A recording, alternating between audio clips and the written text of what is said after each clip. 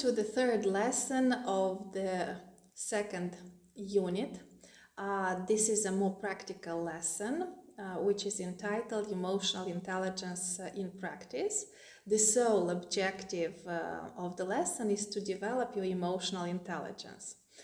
The exercise we kept doing at the beginning of the last two lessons has the purpose to boost your emotional intelligence, to make you more self-aware of the emotions you experience.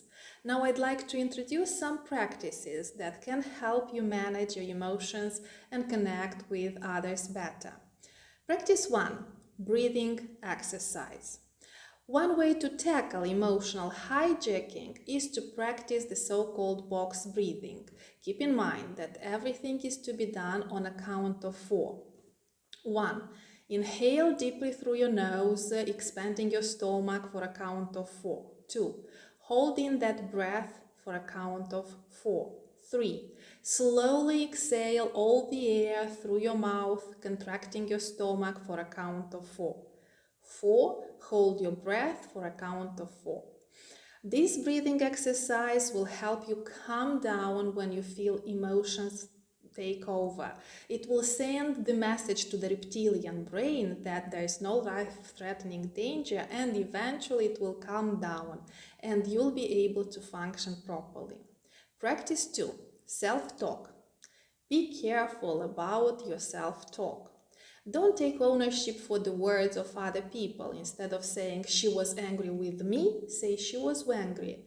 Don't ruminate, don't fixate. Brené Brown encourages us to talk to ourselves the way we'd like to talk to somebody we love. Practice 3. The stigmatizing discomfort. The next time an uncomfortable emotion is hindering you, try to destigmatize it. By 1. Reminding yourself that this is normal and that we all experience it from time to time. 2. Thinking of others who have gone through this, especially people you admire. 3. Remembering that right now, in this very moment, many others are going through this very same experience. Practice 4. Delving into sensations. To practice your endurance in uncomfortable situations, find a comfortable spot to sit with a partner and set a timer for 30 seconds.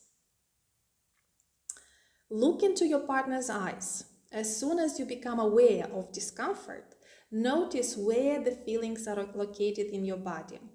Delve into each sensation as much as you can, feel its texture. Describe each as if you were a chef describing a featured dish. Let the discomfort build. Observe and name the sensations you feel: hot, cold, tightness in your jaw, a knot in your stomach. Resist the urge to laugh, talk, or relieve the discomfort. Try the same practice again, this time giving yourself continuous encouragement. Remind yourself that your efforts will reap rewards and that the discomfort will pass. Practice 5. Self-compassion. Keep a self-compassion list. Write down 5 ways that you already care for yourself when you are having a hard time. If you're on a roll, go for 10. Start those that are particularly effective. Practice 6. Compassion. Follow the 3 steps below to practice compassion for someone. 1. Imagine their past. What was it like growing up in their family and experiencing their childhood? 2. Imagine their present. Put yourself in their place. See through their eyes. Imagine what they might be feeling right now. 3. Imagine delivering their eulogy. Practice 7. Using your body to change your mind.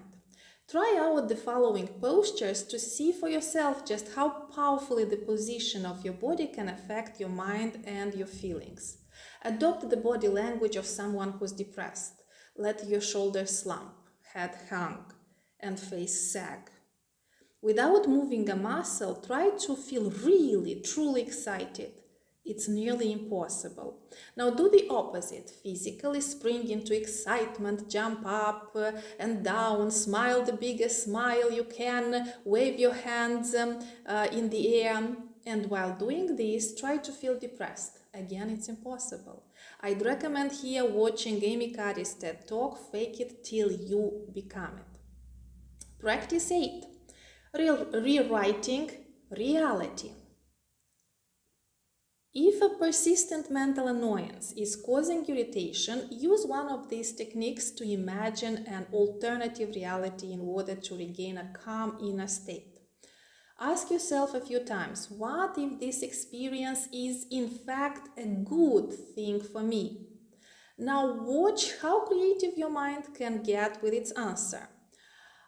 When you're dealing with more serious situations, write down your new realities by hand. Right, the presentation is going well. Or better yet, use past tense. The presentation was a complete success. Practice 9. I used to think, but now I think. Part of improving our self-awareness is that we recognize that our feelings can be mutable. For example, we receive a short, bluntly worded email and this snippet of information causes us to feel anxious. Later, with more clarity, we're given more context that the person was just in a rush, so we no longer feel anxious. In this exercise, the participants are asked to complete 2 sentences. I used to think, and now I think. This might be a private consideration, or the group could share their thoughts, collating them together on a whiteboard. We identify that feelings and opinions can change with more knowledge and social context. By looking at the world through another's eyes, our thoughts may change as a result of these learnings. The exercise works well as a reflective self-awareness activity after working to empathize and communicate with others. Practice 10. Everyday hassles. We often have built-in responses to stressful situations that we repeatedly do and on occasions regret. Our knee-jerk reactions can also cause friction with others and can create conflict.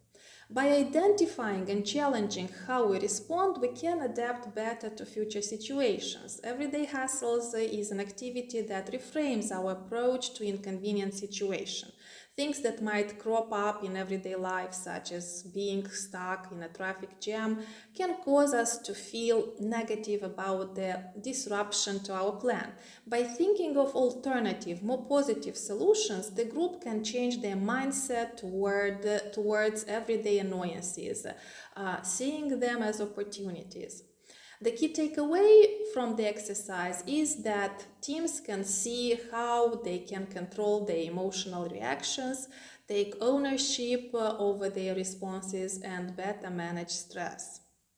Now, the takeaway of the lesson: practice these exercises and observe your emotional intelligence enhancement.